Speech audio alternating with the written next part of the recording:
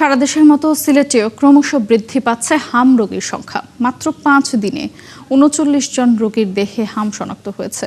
নেত্রকোনা সদর হাসপাতালে ভর্তি রয়েছেন 9 জন। এখানেও আশঙ্কাজনক অবস্থায় চিকিৎসাধীন 7 মাস বয়সী এক শিশু।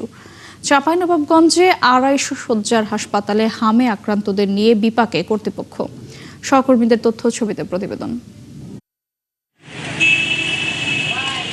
সিলেটে হাম রোগীর সংখ্যা বৃদ্ধি পাওয়ায় রোগীদের সেবা নিশ্চিত করতে শহীদ শামসুদ্দিন আহমেদ হাসপাতালের একটি ওয়ার্ড হাম আইসোলেশন সেন্টার ঘোষণা করেছে বিভাগীয় স্বাস্থ্য অধিদপ্তর। এমএজি ওসমানী মেডিকেল কলেজ হাসপাতালের শিশু বিশেষজ্ঞ ডাক্তারদের সমন্বয়ে গঠন করা হয়েছে বিশেষ চিকিৎসক প্যানেল। এছাড়া বিনামূল্যে আক্রান্তদের ওষুধ দেওয়া হচ্ছে। সদর হাসপাতালে পাঠিয়েছে, সেখানে নিয়ে আসছি, চিকিৎসা দিচ্ছে ডাক্তার। এখন মোটামুটি ভালো চিকিৎসা পাচ্ছি। তো উসমানিতে যাওয়ার পরে উসমানিতে গিয়া রেফার করছেন ওখানে শহীদ শামসুদ্দিনও।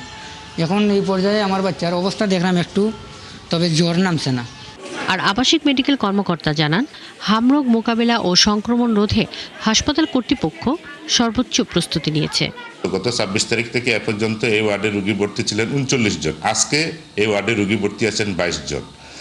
বাকিরা সুস্থ হয়ে বাড়ি ফিরে গিয়েছে। নেত্রকোনা সদর হাসপাতালে ভর্তি 9 জন রোগী। এরই মধ্যে রোগীদের জন্য আলাদা আইসোলেশন বিভাগ চালু করা হয়েছে।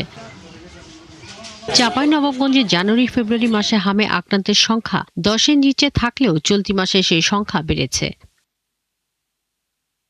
পরিস্থিতি সামাল দিতে শিশু ওয়ার্ড ও কিডনি ডায়ালাইসিস সেন্টারকে অস্থায়ী হাম আইসোলেশন সেন্টার করা হয়েছে। আমাদের যে ওয়ার্ডটাতে মিজলস বাচ্চা আছে বর্তমানে, সেইখানে কিন্তু পা ফেলার মতো জায়গা নাই। পার ডে প্রায় 250 উপরে আমাদেরকে সেবা দিতে হচ্ছে। আমরা খুব অসুবিধাতে আছি, আমাদেরকে ডাক্তারের প্রয়োজন। আমাদের এখানে 5টা ডাক্তার লাগবে। শিশু বিশেষজ্ঞরা বলছেন, আক্রান্ত এলাকায় দ্রুত টিকার ব্যবস্থা, ভিটামিন এ ক্যাপসুল খাওয়ানো সহ শিশুদের পর্যাপ্ত পুষ্টির ব্যবস্থা ও জনবহুল এলাকা এড়িয়ে চলতে হবে। আমরা দুটো ডোজ টিকা কমপ্লিট একটা রোগীও পাইনি। 12 বছরের একটা বাচ্চাও ভর্তি আছে এখন, রানিং 5 বছরের, 3.5 বছরের, 4 বছরের, যাদের ক্ষেত্রে হয় দুটো টিকাই মিস করেছে অথবা একটা টিকা মিস করেছে। সরকারের প্রোটোকল অনুযায়ী সরকার হচ্ছে 9 মাসে প্রথম হামের টিকা দেয় এবং পরের টিকাটা দেয় 15 মাসে। আমরা এখন যাদেরকে সাসপেক্টেড দেখতেছি তাদের মোর দেন 50% হচ্ছে 9 মাসের কম।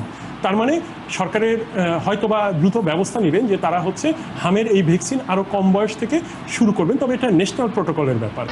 20 জন ধারণ ক্ষমতার আইসোলেশন সেন্টারে চলতি মার্চ মাসে 286 জন সহ গত 3 মাসে 293 জন হাম আক্রান্ত রোগী ভর্তি হয়েছেন। চিকিৎসা শেষ হলে কথা বলবো। শাকিলা শম্পা, 71।